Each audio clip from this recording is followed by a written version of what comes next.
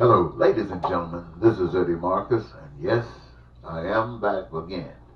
And my purpose is to keep you advised, to make you aware of the tricks of the devil and how evil works. And my hope is that you will be receptive to this love and use it for your benefit, that you might be free from this bondage. I was thinking about it the other day, and I had up the subject that says how evil with Trump is trying to destroy America. And I was thinking about it, and I thought that there must be no law, and that all criminals must be released from jails because the president has canceled the justice system by his refusal to comply. And I'm sure just yesterday, throughout this country, thousands of individuals were judged in a court of law, and they were sentenced, and thousands of them went to jail yesterday. Thousands of them went to jail yesterday in a system of justice that is unfair, a system of justice that has publicly been hailed as being unfair. It says no one is above the law. And then when you have the highest law official in the country stating through their actions that the law is useless for some, that means it's useless for all. And so every time the president violates the law and get away with it, and every time one of his friends are released from jail because of his being above the law, he's stating to the whole nation and to the world that there isn't no fair justice in the law of America, just like it is around the rest of the world. And so if the rest of the world is controlled by evil, and America has said that it is, then this says that we are one with the rest of the world, and now the rest of the world is controlled by evil. And is that what we really want to be said?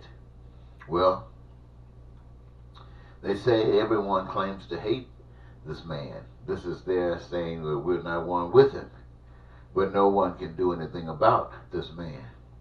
The Justice Department, the states, the judges, the lawyers, the CEOs, college presidents, departments of various agencies. I can't understand. Why is it? Who is it? What is this that all of a sudden this one man, just because he's evil, comes along and starts standing up on evil?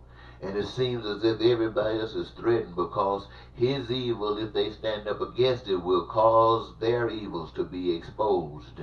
And they don't want their evils to be exposed, so they crunch under a rock and let evil run all over them. Well, there is one that is not afraid of evil. I know evil, I've done evil, and I do evil. But I'm also free. Why? Because I know who I am, I know where I come from, and I'm not afraid of anybody that can control the power that put me here. And there is a power that's greater than all of the totality of human beings put together. Now, ladies and gentlemen, I want to share something that I really wanted to share with you. I just wanted to get that off the cuff so you can know what's going on if you could read that. But I have this, I hope, is clearer than that. And it says, we say the war of the world is about power. The war of the world is about power, we say. But when this is reduced to a lower common denominator, it is about the haves and the have-nots. It is about the haves. Think for one moment. It's all about the haves. Whether you're multi-billionaire, billionaire, multi-millionaire, millionaire, multi-thousandaire, thousandaire, hundredaire don't count. But it's the haves. Always been about the haves. Power is having access to what everyone else wants, and you have access to it more than they do. And getting haves any way you can is the motivation. Lying, cheating, stealing, robbery, murder, exploitation, and these create poverty for more of the same. And these are reasons for war. The haves. Nothing wrong with having, but when it creates have-nots, then you have prerequisites for war. But when you consider things that humans can't claim as their own, such as air, humans can't claim air as their own.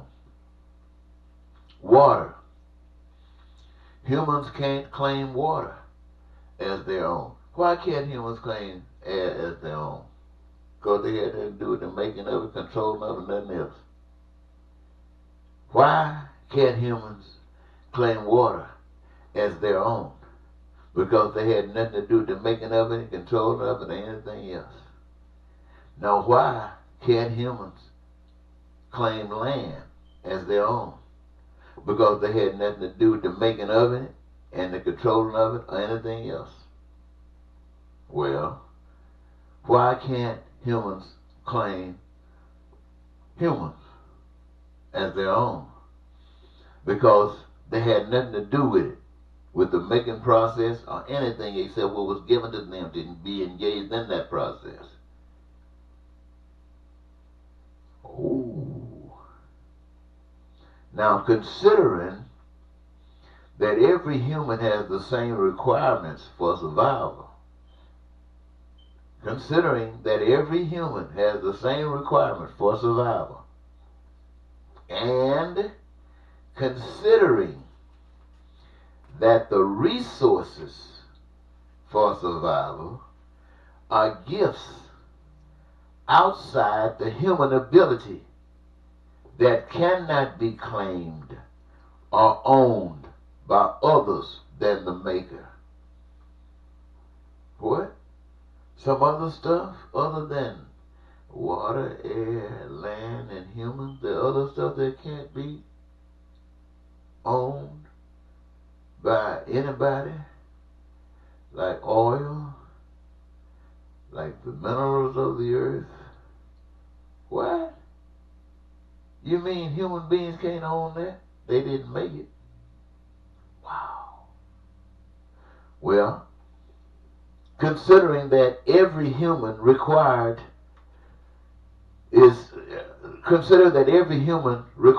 of the resources for survival, each should play a role in the process of bringing forth that which humans require to meet their needs, their wants, and their desires. What? All the resources are here. Every human requires the same things from the resources. Every human requires the same thing for survival from the resources. So every human should play a part in bringing forth from the resources that which is required to meet their needs, their wants, and their desires. Wow.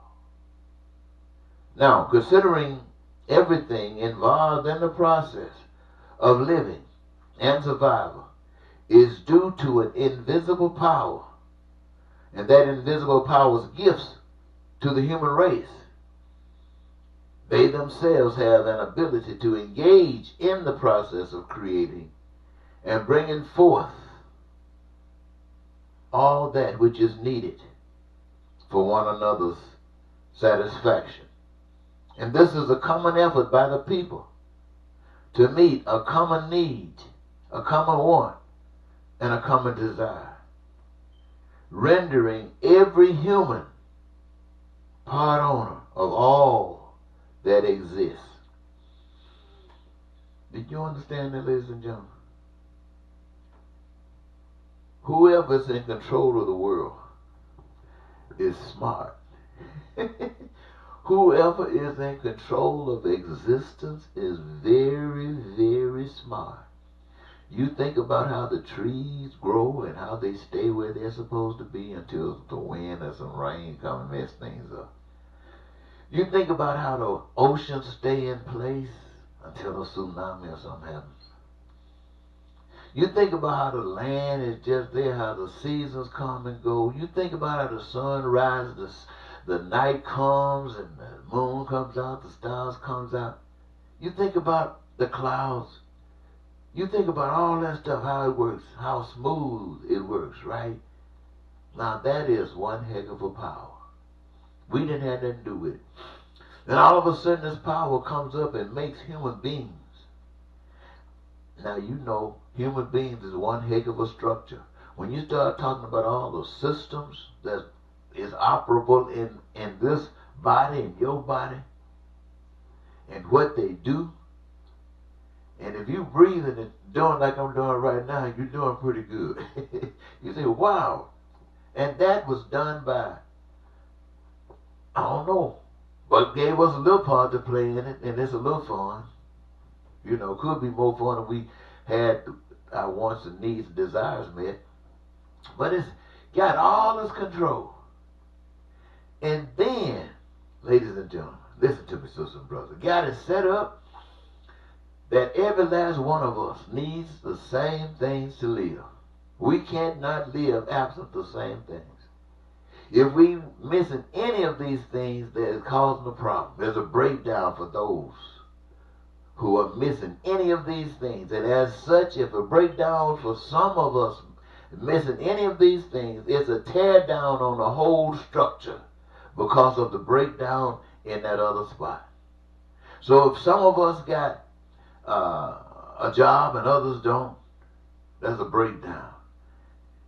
It's a breakdown for the one who hadn't a job, and it's a breakdown for society at large. If some of us got some of the things going on, but we don't have health care, that's a breakdown. A breakdown for those who don't have health care, and a breakdown on the total picture of the system itself. Wow. But that power that put all this stuff together made sure that all of us and each of us have the same requirements to live and survive. And that the resources to meet these needs are scattered here and there in the earth, on the earth, above the earth, seen and unseen. Giving it to us. I mean, just placing it there. And then, since we all got the same requirements to survive, gave each of us a little bit separate desires to engage ourselves in separate careers and separate jobs. And each job, each career that we got, if we get a chance to do that job, it gives us our greatest happiness, our greatest joy. And at the same time, we get our greatest, look at it, giving us something that gives us our greatest joy. Then when we engage ourselves in it, we're extracting from the resources that's been given and the skills and talents that we have and the needs and wants, creating and bringing forth all the stuff that we need for survival. That is a power that you can't see. Now that is magnificent. That is magnificent. Everything that we as individuals need, want, and desire, that power got it fixed up so we are automatically creating it, bringing it forth. And there's enough resources and enough needs and wants and enough people. If we care about one another, we can work it in such a way there'll be an unlimited amount and nobody would ever have to suffer for anything. That's the golden plan, ladies and gentlemen.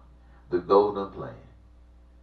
That's the power that we can't see. I call it God. You know, we call it God because that's what we were told that stuff that seemed to be impossible can only be done by God.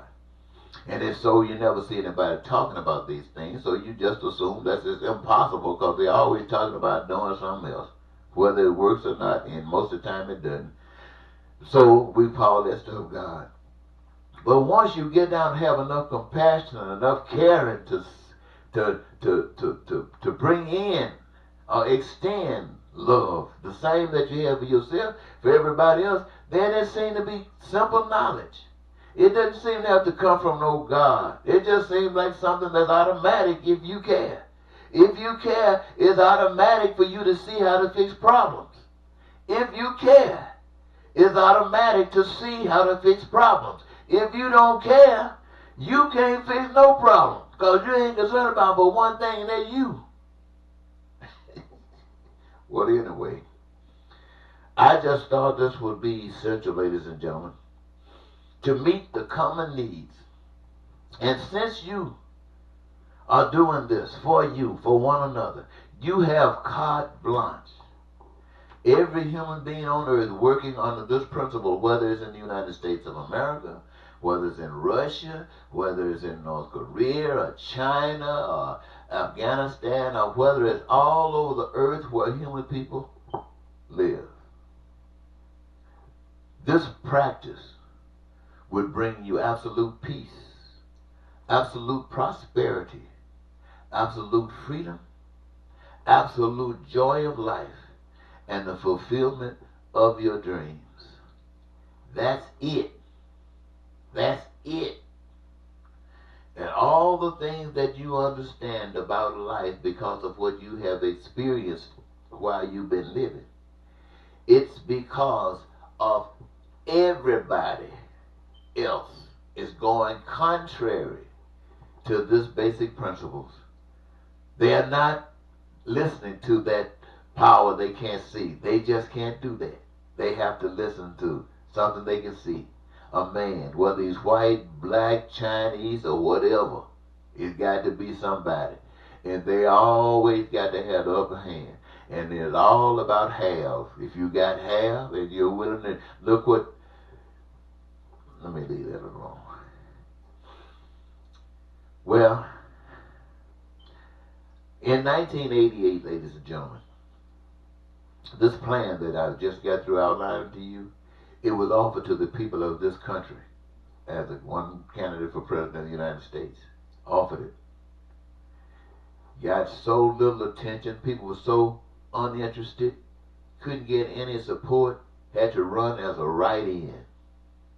Now, running, that candidate thought that the message was so fantastic that the news media would have picked up on it. Where is it in your lifetime have you seen somebody running for office saying that you can have this? Your needs met, your desires met, your wants met. Who in political history has ever told you that? And here's a person standing up there telling you that you can have these things. Why wouldn't the news media mention it? Mention it if they think it's possible, just so you can know it. Or mention it if it's fraud, to say somebody's out trying to defraud you. Why wouldn't they mention it? They wouldn't give it any attention at all. And it seemed to have been a godly thing, and the church wouldn't even mention it. They didn't even want to talk about it. They said they weren't permitted to talk about it because the state wouldn't let them. And so, nobody paid any attention. In 1996, I believe in 92, you had another offer. Same program. In 96, you had another offer. Same program. In 2000, you had the same program offered to you. People just totally, same thing. 2008, even when Barack Obama was running, this here program was still offered. And not only that, in 2016, this program was offered. This program I just got through mentioning to you, ladies and gentlemen, was offered to you. All those times, and each time, most of you never even heard about it. It was just that uninteresting. But Trump, oh boy, you already knew he was a devil, and everything came out of his mouth. The camera was right there, tick tick. The camera was right there, tick tick. Every ugly thing that could be said about him, tick tick. Every ugly thing he could say about somebody else, the camera was right there, tick tick. And was all finished and done. That which you say was most despicable is what you accepted. That's what you got. And right now, he's trying to dismantle every institution that you are about and change what you held up as being something special. And bring it down and let you know you're nothing but filth and trash just like every other nation. And he brought you there because you trusted him. He was white. You were taught that if he was white, he was right. You trusted him. You were taught if he had money, he had to be okay. And you trusted him. Now you got somebody else with money trying to run. And you're trying to trust him.